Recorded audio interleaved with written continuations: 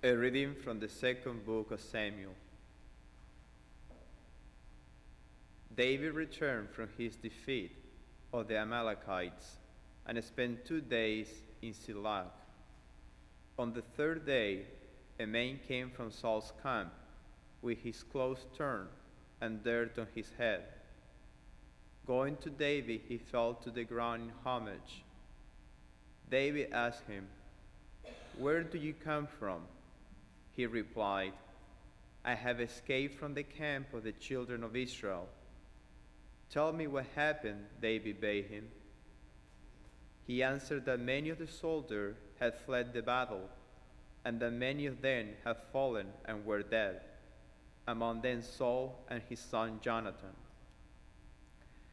David seized his garment and rent them, and all the men who were with him did likewise.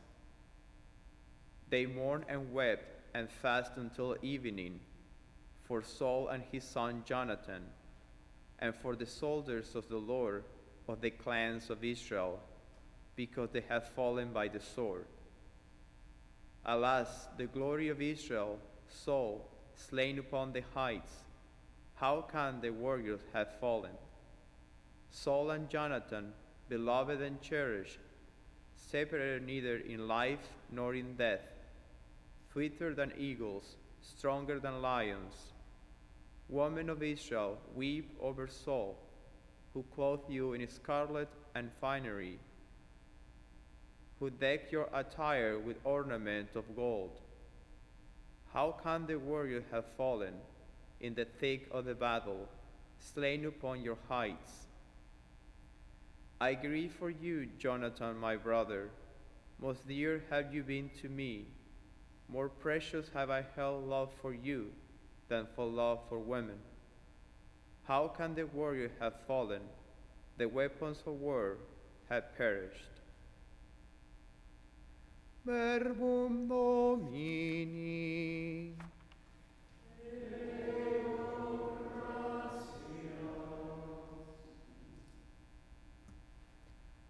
Let us see your face, Lord, and we shall be saved.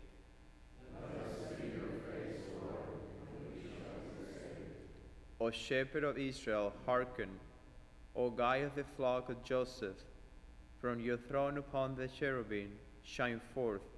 Before Ephraim, Benjamin, and Manasseh, rise your power and come to save us.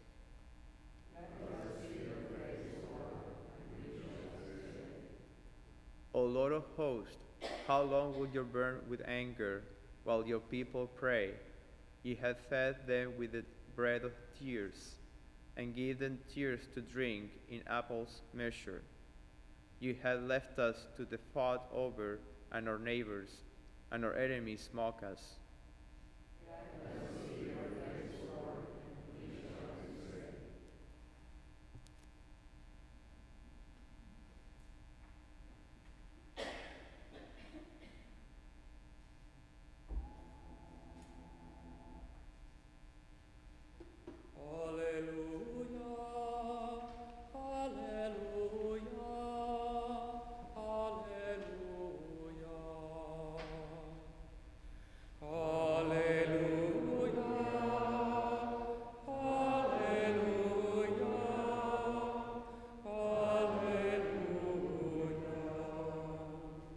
Remain in my love, says the Lord. Whoever remains in me, and I in him, will bear much fruit. Alleluia, alleluia, alleluia. Dominus vobiscum.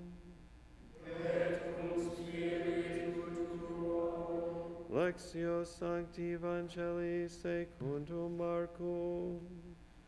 Gloria tibi, Domine. Jesus came with his disciples into the house. Again the crowd gathered, making it impossible for them even to eat.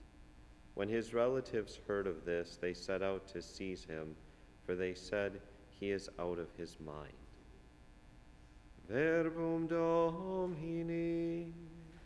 Laus tibi Christe.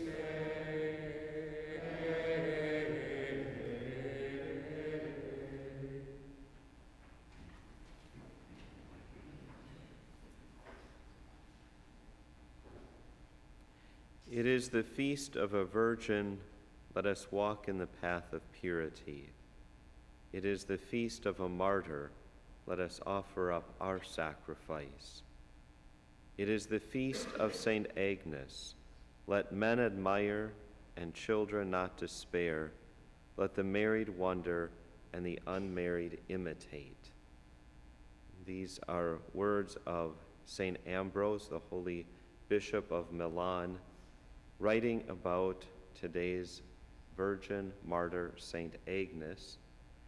And we're told that when St Ambrose would preach, he had such an eloquence and a persuasion, especially when he spoke on the topic of virginity, that mothers were so afraid that their daughters would be moved by the words of St Ambrose, they wouldn't let them come and hear St Ambrose preach, or they would hide them away, lest the young woman would be persuaded to give herself completely to Christ.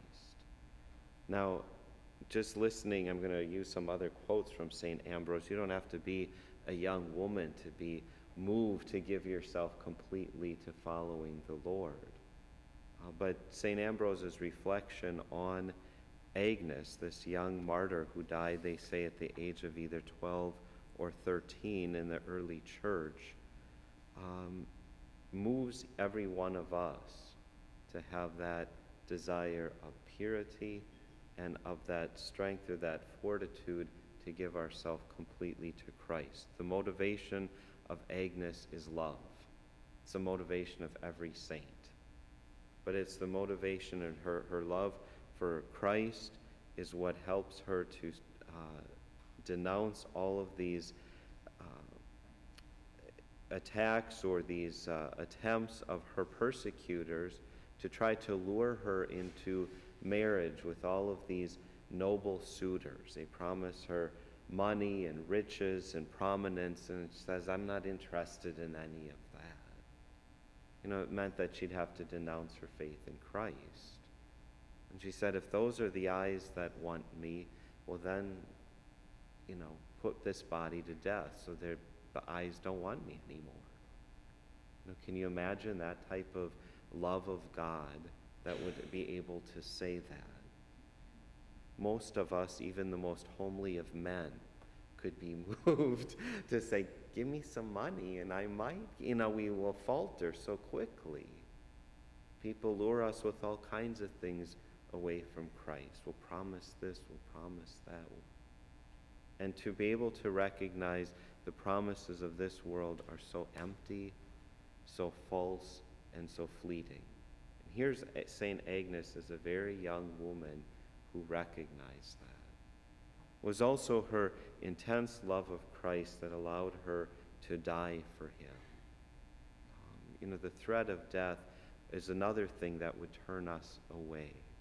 We can stand strong, and all of a sudden, I'm going to die, and we might falter. Our knees might get a little bit weak. But St. Agnes, because she had this intense love for Christ, wanted to be perfectly united to him and identified with him who died for her, who died for every one of us. So St. Ambrose said that there is a tradition that St. Agnes suffered martyrdom at the age of 13. Detestable indeed, the cruelty that spared not even so tender an age. But oh, the power of faith that could find even children to be its witnesses. Now, on this weekend, when we are observing the anniversary of the decision of our Supreme Court, which legalized abortion on demand, the decision of Roe versus Wade, we look and we recognize the innocence of these little children who are being cast away. This is the way our world speaks. And we can think of them in the way St. Ambrose looks at St. Agnes and says, the cruelty that spared not even someone at such a tender age. Our age is not much different than that time that St. Agnes lived in. We can look at, in our power, in our wealth, we can be so blinded that life becomes so cheap, that innocence can be just cast aside. And that question is there, who could possibly take a 12 or 13-year-old young girl? This is a very innocent, just to say that, a 12 or 13-year-old young girl, it just speaks of innocence. It speaks to us of purity. And St. Ambrose is saying, well, detestable indeed is that cruelty that could take someone like that and actually put them to death. Well, that's the same age that we live in, the same failing, same sinfulness of man, the same greed that motivates it. And so it is detestable indeed, and yet what does St. Ambrose say? But oh, the power of faith that could find even children to be its witnesses. And so today in San Francisco, when we watch the coverage of the Walk for Life and join ourselves in spirit to all who are there witnessing to the sanctity of human life, focus on that later this morning on EWTN. Now, we can't be there physically, but we can be with them in spirit and be praying with them. Notice all of the young children and the young families that are there. Notice the young people that are involved in the pro-life movement. And this witness of faith, the power of faith, to go and stand out there and witness to the truth. We're not going to be held back. And on Monday, when so many are going to be in Washington, D.C., again, if we can't be there physically, we can certainly be praying and sacrificing. And we can be with our brothers and sisters in giving that witness in this world, the witness of faith. Many people say, it's not that important. That's what they said about St. Agnes. People wondered, how could someone so young, she's just at the beginning of her life,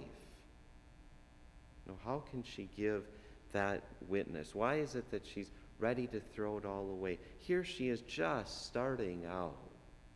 And the world says this to us when we stand in the witness of life. It's like, well, it's not that important. Well, yes, it is. You deny this fundamental truth, and you deny everything. If we skew our understanding of the reality of the sanctity of human life, everything becomes a disaster. We can do all kinds of noble, good things, but we're on the wrong track. And this is what St. Agnes recognized. I must stand strong for that which is reality, that which is the truth, even if no one understands what I'm doing. This boldness of faith, this power of this witness of faith. I love this image that St. Ambrose gives. You hear this year after year on this feast. We usually pull this quote out. At such an age as this, a girl trembles if she but see her mother angry, and cries as though it were a grievous thing if but pricked with the needle's point. We all know what young girls are like. I notice it even in little teeny tiny babies. You see the difference between a little boy and a little girl. With a little girl, you look at them the wrong way, of being disapproving, and all of a sudden their whole face contorts and they burst out in this sorrow that you've never heard before. It's the most dramatic thing. But then to imagine a young teenager, a brand new teenage girl. St. Ambrose picks up, they prick their finger with a pin, and it's, they're ready to pass out and faint, the wailing, that comes forth. But even like he says, this a look of disapproval, or to recognize that her mother is angry. What happens to a young girl at that age? All of a sudden the tears are flowing, and it melts everyone. We have some of these young teenage girls that come around here, and all of a sudden you just don't understand, especially as a priest. It's like, what are the dramatics about, or what am I missing here? The tears that are flowing over something, and to try to plug into that. And St. Ambrose says, well, this is what's natural for most young women this age, and here's St. Agnes at that age. And where a girl might tremble if she sees an angry look on her mother's face, or if she might make this big ordeal if her finger is pricked by a needle, yet here he says, Agnes stands amidst blood-stained murderers, and she's fearless. Blood-stained murderers, and she's fearless. She is stunned with the rattle of heavy chains, and yet not a flutter in her heart. Perchance they will take her by force to the altars of their pagan gods, and if they do, she will stretch out her hands to Jesus in the sign of the cross. She will stretch out her hands to Jesus, and amidst those sacrilegious fires, she will sign herself with that blessed sign, the trophy of our divine conqueror. And then, if they will, and they can find shackles small enough to fit such tender limbs, they may fasten her hands and neck in their iron fetters. So normally these shackles are for hardened criminals. And St. Ambrose is bringing our attention, okay, what kind of criminal is this young girl who's giving witness to Jesus Christ? Normally these irons that go on the neck and on the wrist are for these strong people who are ready to fight you back, and they need to be, contained. And here he's saying, or restrained, I should say. And here he's saying, now notice how foolish that's going to be. Here these pagans are ready to put her to death, and they need to bind her so she can't escape because she's the enemy, she's dangerous. And so put these shackles on her hand, and they'll fall off of her tender young limbs. Again, in our own time, how is the church viewed? How are Christians viewed, especially this weekend when we give witness to life? As dangerous, as people who are to be treated as the enemy, as someone who's up to no good, trying to inflict evil upon us. As you stand in defense of the innocence and the sanctity of this most innocent of life. And who really is the enemy? Who really is the brute? Who's the one with this ferocious ugliness who can snuff out that life? We get it so mixed up, and in our own time, we need the witness of Agnes, of St. Agnes, probably now more than ever. The decision earlier this week by this announcement coming out from the current administration, the Secretary of Health and Human Services, that the church will be forced to provide services in the name of health care which are very contrary to the moral teaching of the church. And they're not just contrary to the moral teaching of the Catholic Church because we happen to create them. These are services provided in the name of health care which are contrary to our very given nature by God, by the very command of God. And the church finds herself in a very unique and difficult situation. What are we hearing so much from our bishops? They're crying out religious freedom. Are we allowed to exercise in this free nation our religion? Are we allowed to profess our faith? We say, oh, yes, we are. But you, by force and command of law, will provide contraceptive services, sterilization services, abortifacients. The church is getting backed into this corner by the federal government. Now we have to stand up and respond. There's no way around that. And it is frightening to stand up today. But we need that witness of St. Agnes. What are we motivated by?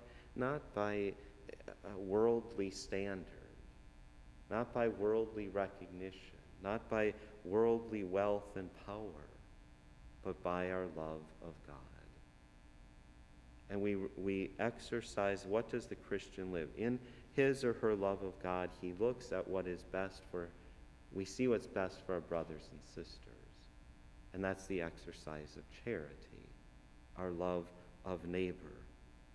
And so it is our love of God and our love of Christ in our brother and sister which motivates us to preserve with integrity of faith, to preserve the integrity of our faith and purity, and to have this fortitude of St. Agnes, to stand in the face of those who are saying you're wrong.